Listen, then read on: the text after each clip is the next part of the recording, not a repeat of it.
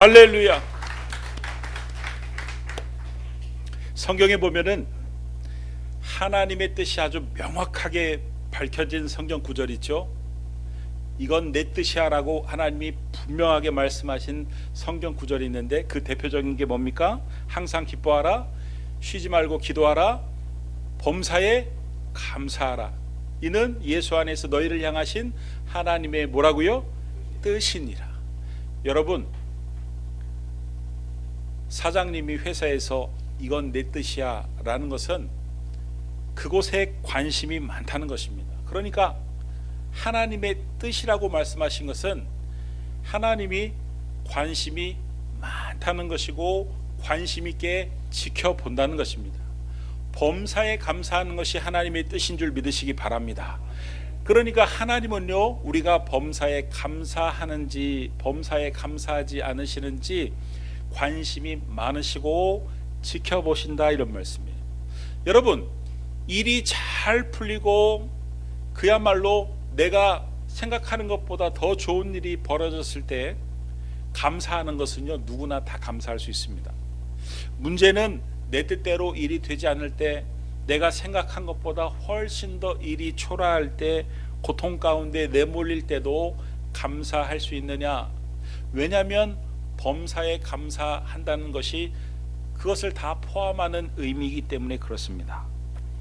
추수감사절의 근대적인 유래를 살펴보면, 추수감사절은 성경에 근거하지만 오늘처럼 우리가 11월 달의 셋째 주에 추수감사절을 지키는 그 감사절의 유래를 살펴보면은 영국에서 1620년에 청교도들이 신앙의 자유를 찾아가지고 메이플라워를 타고 102명이 출발을 합니다.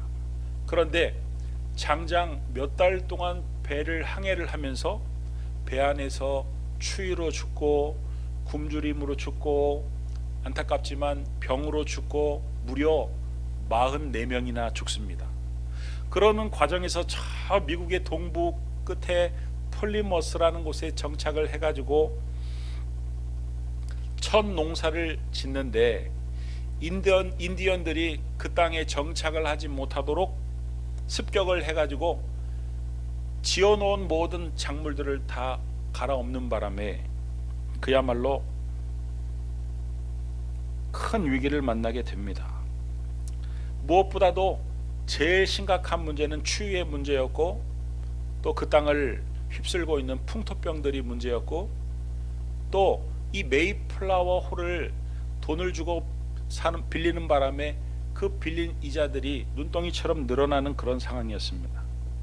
이 청교도들은 문제가 있을 때마다 금식을 했는데, 어떤 사람이 이런 진퇴양난의 상황에서 금식을 하자고 그랬더니 어떤 농부가 긴급 제안을 했습니다. 우리가 늘 금식을 했는데 이번에는 감사를 해봅시다. 그래가지고 한 주간 동안 감사를 했는데, 그 일주일 만에 어떤 일이 벌어졌냐면, 인디언들이 찾아와가지고 통역을 할 수 있는 사람을 데리고 와가지고 우리 평화협정을 맺읍시다. 그래서 평화협정을 맺었더니 그들이 물고기를 잡는 방법, 농사를 짓는 방법, 이런 것들을 가르쳐 줍니다. 그런 후에 3년 만에 드디어 곡식다운 곡식을 거두게 되는데, 하나님께 감사하고 도와준 인디언들께 또 감사하고 그들을 90명을 초청해 가지고 감사의 예배를 드리는데, 이것이 바로 오늘날 추수감사절의 유래가 되었습니다. 제가 드리고 싶은 말은, 감사할 일보다 슬픈 일이 훨씬 더 많았죠. 오는 동안 배 안에서 내 가족이 죽었습니다. 그것도 병으로 죽고 굶주림으로 죽고 추워서 얼어 죽고, 그것들을 똑똑히 지켜보았습니다. 빚은 계속 늘어나고 있습니다. 애써 농사를 지었는데 인디언들이 습격을 해서 농사가 다 망치고 말았습니다. 그런 가운데 그들이 감사를 했다. 저와 여러분 같으면 감사할 수 있겠느냐? 그들이 무엇 때문에 그렇게 감사를 했겠느냐? 오늘 본문에 등장하는 이 하박국 선지자의 감사를 보면 더 기가 막힌 상황이 나옵니다. 여러분, 하박국 선지자가 살고 있던 당시에 가장 무서운, 가장 잔인한 나라와 군대가 어디냐면 아수르입니다. 적들이 쳐들어와서, 아수르가 쳐들어와서 그냥 사람을 단순하게 죽이는 게 아닙니다. 얼마나 잔인하게 사람들을 죽였던지 그 소문이 아주 그냥 파다하게 퍼져 있는 상황에 아수르가 지금 쳐들어온다는, 적이 곧 쳐들어와서 이곳을 쑥대밭처럼 만든다는 그런 소문을 하박국 선지자가 들었습니다. 그때 이 하박국 선지자의 반응을 한번 하박국서 3장 16절 말씀을 보면은 나와 있는데, 내가 들었으므로 이 아수르가 침략한다는, 곧 이곳에 도착한다는 소식을 들었다는 거예요. 그랬더니 내 창자가 흔들렸고, 여러분 스트레스를 급작스럽게 많이 받으면은 창자가 꼬이는 거 아십니까? 그 목소리로 말미암아 내 입술이 떨렸도다. 그 소리를 듣는 순간 이 이빨이 나도 모르게 다다다다다다다다 떨렸다는 거예요.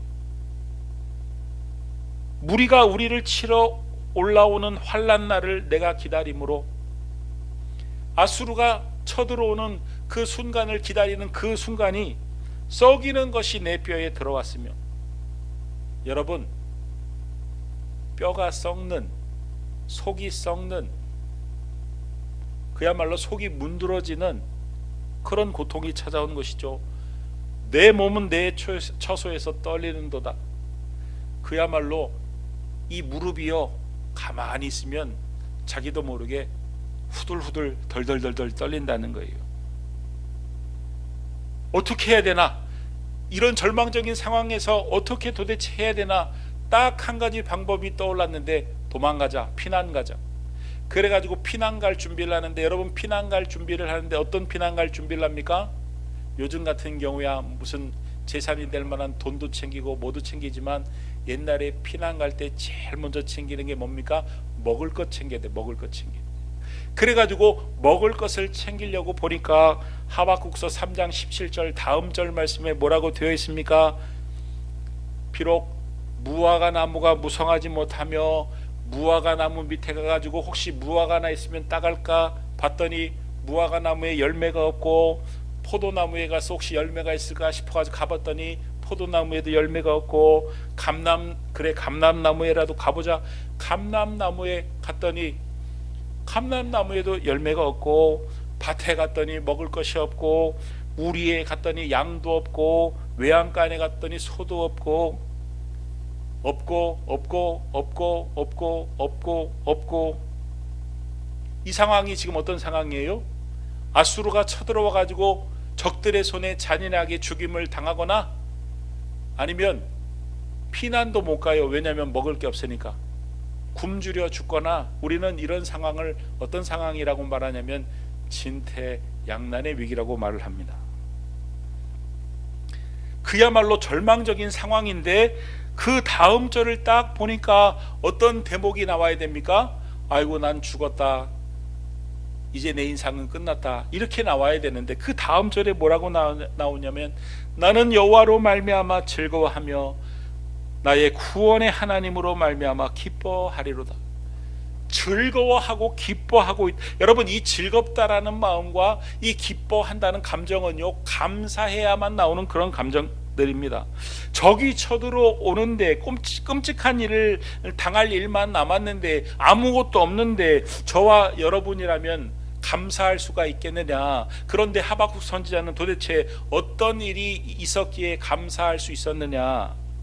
여러분 신약 성경을 봐도 마찬가지죠. 사도 바울을 보면은 이 사도 바울이 기가 막힌 상황에서 하나님 앞에 감사를 드리죠. 여러분 사도 바울이 어떤 일을 당했습니까? 그야말로 복음을 전하면서 무수한 박해를 당했고 고통을 당했고, 그가 당한 그 고통의 그 종류들을 쭉 나열한 것을 보면은 동족의 위험, 강도의 위험, 강의 위험, 바다의 위험, 태장도 맞고 감옥에 갇히고, 그를 죽이겠다고 쫓아다니는 사람이 고정적으로 40명 넘게 있었습니다. 그래서 한 곳에 오래 머물러 있을 수도 없었습니다. 그렇다고 이 인간적으로 낙이 있었던 사람이 아닙니다. 가정도 없었습니다. 아내도 없었습니다. 자녀도 없었습니다. 돈도 다 포기했습니다. 그리고 결정적으로 건강도 좋지 않았습니다. 하나님께 살려달라고 간절히 구할 정도로 건강도 좋지 않았습니다. 노후 대책이 뭐가 있습니까? 전혀 없습니다. 그럼에도 불구하고 그는 항상 기뻐했다는 거예요. 여러분, 빌립보서 4장 4절 말씀을 보면은 이 빌립보서라는 성경은 어디에서 기록한 성경이냐면 옥중에서 기록한 성경입니다.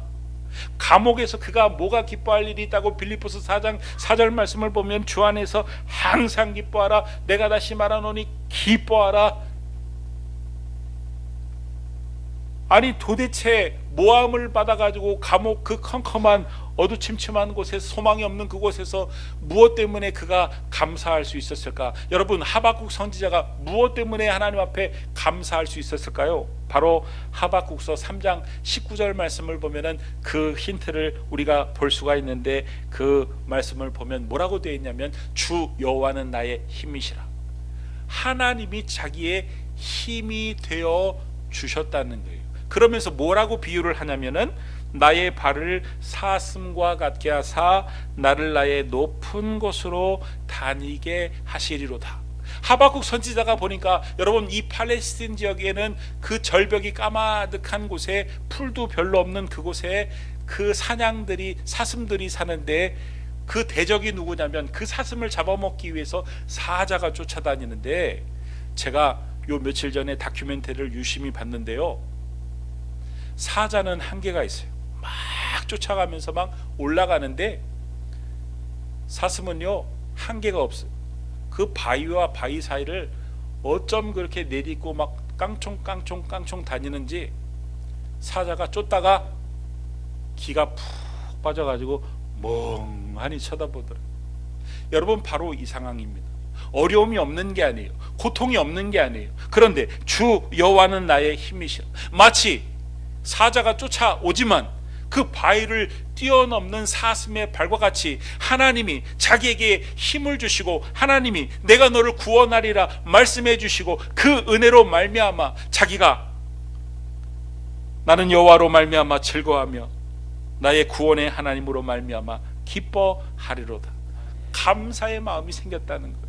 할렐루야. 여러분, 그러므로 우리는요 좋은 것만 잘 될 때만 감사할 것이 아니라, 첫 번째는요, 지금까지 여러분이 인생이 내 마음대로 내 뜻대로 풀리지 않은 것에도 감사해야 됩니다. 여러분, 만약에 여러분이 인생을 살면서 하는 일마다 잘 됐다면, 하는 일마다 성공했다면, 승승장구했다면, 어쩌면은 여러분들이 지금보다 더 유명해졌을 수도 있고, 돈도 많이 벌 수도 있고, 더 높은 지위에 있을 수도 있습니다.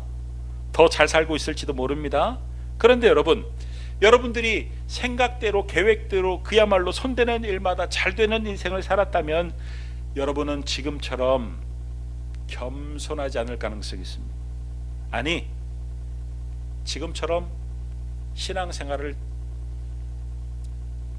잘하지 않을까? 아니, 지금 아예 어떤 사람은요, 아니 교회 안 다니고 예수 안 믿어도 이렇게 일 잘하는데 내가 왜 교회 다녀? 내가 왜 예수를 믿어?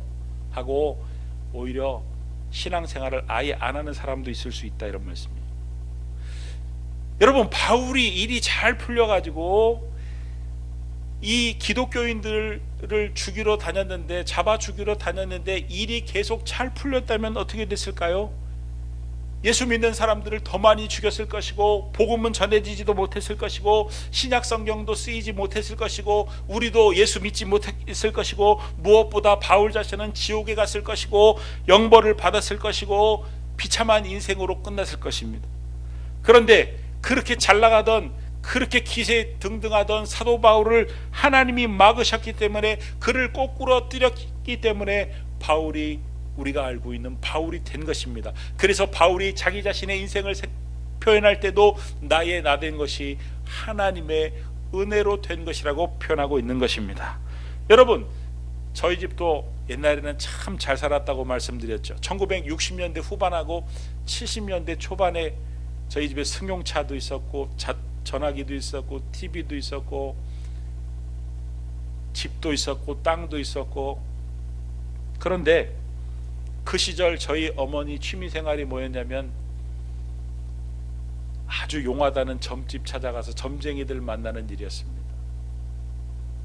제가 뱃속에 있었을 때도 점쟁이에게 찾아가서 이 뱃속에 있는 아들이 뭐 할 거냐고 물어봤대요. 더 이상 얘기하면은 시험 들 것 같아가지고 여기까지만 하도록 하겠습니다.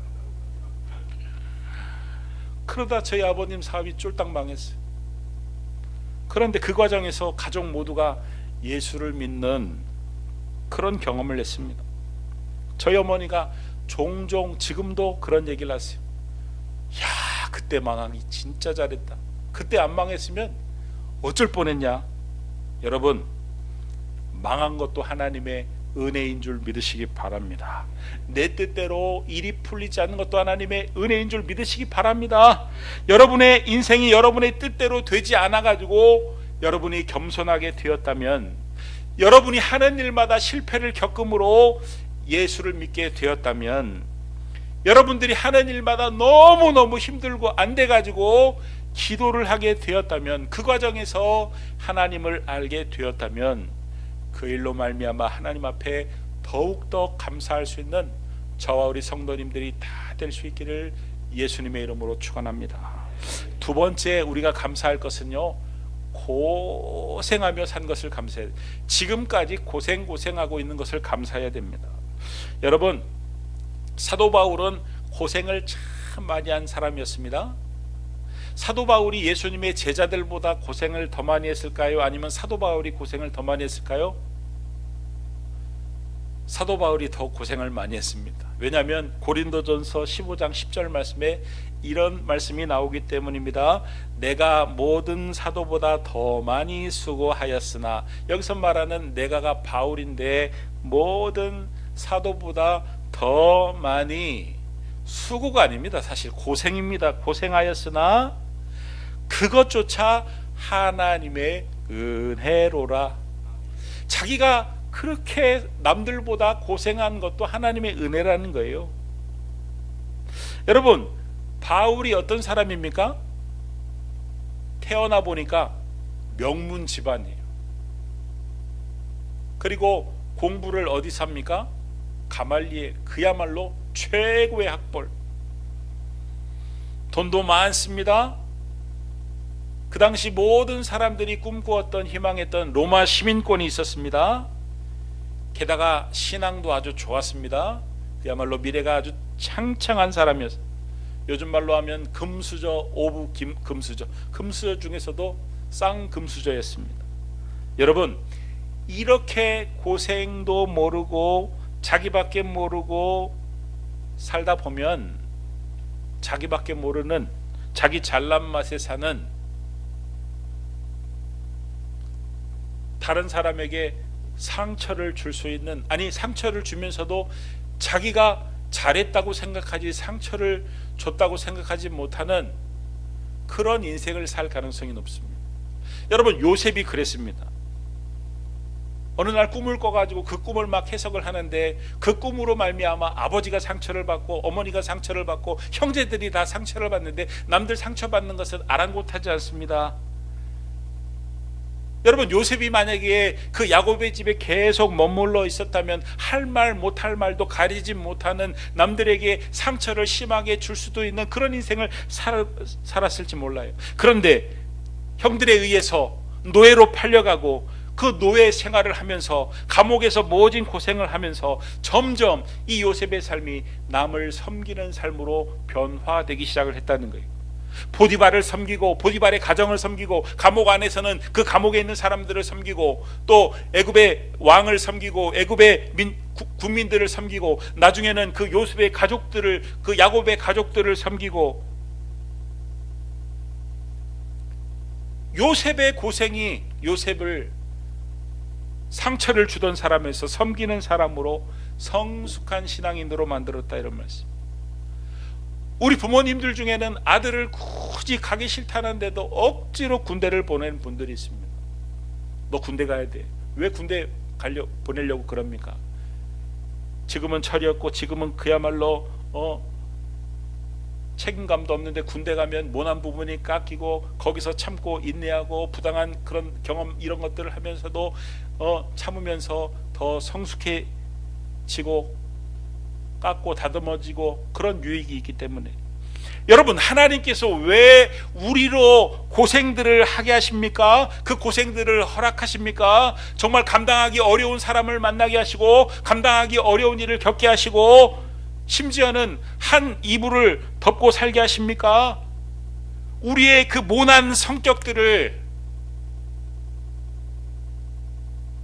예수 믿고 이제 그리스도의 향기를 풍기며 그야말로 유익을 끼치는 삶을 살아야 되는데, 여전히 나밖에 모르고 내 상처밖에 모르고 다른 사람에게 그 행동들이, 그런 말투들이, 그런 생각들이 상처를 주는데 자기는 전혀 모르고 자기밖에 모르고, 그러니까 하나님이 그 모난 성격을 다듬게 하기 위해서, 성숙하게 하기 위해서, 그래서 그리스도의 향기를 풍기는, 섬기는 사람으로 하나님이 더 나아지게 하기 위해서. 그런데 고통을 겪고 아픔을 겪을 때 우리는 그때 그것을 잘 모릅니다. 하나님의 의도를 잘 알지 못합니다. 그러나 시간이 지난 후에, 하나님이 내가 그렇게 부족하니까, 내가 그렇게 뭐가 많이 나 있으니까 나로 그 모난 부분을 다듬게 하기 위해서 그런 아픔을 겪게 하셨구나, 그런 아픔을 견디게 하셨구나, 그 일이 있었기 때문에 내가 이제 생각하는 방식이 좀 틀리고, 그 일이 있었기 때문에 내가 다른 사람을 조금 더 품는 사람이 되었구나. 여러분, 하나님은요, 때로는 우리가 전혀 생각지 못한 길에도 들어서게 하시고, 전혀 생각지 못한 경험들을 하게 하시고, 저만 보더라도 저는 제가 대학교를 법학을 갈 거라고는 조금도 생각을 안 했어요. 법학과를 갈 거라고는 조금도 생각. 지금도 저한테 어떤 분들은 법의 문제 갖고 찾아오시는데 절대 그러시면 안 돼요. 저는 법을 잘 몰라요. 그런데 그 법학을 전공하면서 그 답안지를 작성하게 하기 위해서는 논리 정연해야 됩니다. 제가 굉장히 감성적인 사람입니다. 제가 고등학교 2학년 때 시를 썼던 사람입니다. 시에 미쳐가지고. 근데 법학을 하면서 논리적으로 사고방식이 변했어요. 제가 사람들을 만나서 대화하는 것을 별로 좋아하지 않고 두려워하던 사람이었는데, 제가 직장 생활은요, 수많은 사람을 만나는, 매일 수많은 사람들을 만날 수 있는 그런 직업이었어요. 그때 당시에는 왜 그런 일을 겪었고 왜 그런 것을 배웠는지 몰랐는데, 제가 목회를 하면서 하나님이 설교를 해야 되니까, 성도들을 만나야 되고 섬겨야 되니까 그런 일들을 경험케 하셨구나. 여러분, 그러므로 고생으로 보이는 모든 것들이 원망할 것이 아니라, 이 고생을 통하여 하나님이 합력하여 선을 이루실 것을 기대하며, 내가 지금까지 고생한 것도 감사하고 지금 고생하고 있는 것도 감사하고, 감사할 수 있는 저와 우리 기쁨의 교회 성도님들이 다 될 수 있기를 예수님의 이름으로 축원합니다. 마지막 세 번째는요, 봉사할 수 있음에 감사해야 됩니다. 우리 야명호 장로님이 몇 달 전에 교통사고를 크게 당하셔가지고 꼼짝 못하셨죠. 그래가지고 몇 달 만에 간신히 병원에 신방을 할 수가 없었는데 신방을 했는데, 우리 장로님은 기억하실지 모르겠지만 제일 먼저 하신 말씀이, 나 이제 봉사 못하는구나. 봉사도 하나님이 기회 주시고 건강 주시고 힘 주셔야 할 수 있는 거구나. 여러분, 봉사 아무나 하는 게 아닙니다. 여러분, 우리보다 잘나고 능력 많고 훌륭한 사람들이 얼마나 많은데, 하필이면 우리처럼 부족한 사람들에게 하나님이 봉사할 기회도 주시고 재능도 주시고, 착하고 충성된 종아 잘했다, 나중에 하늘나라에서 칭찬들을 기회도 주시고 상급받을 기회도 주시는 것에 대해서 감사해야 된다, 이런 말씀이에요.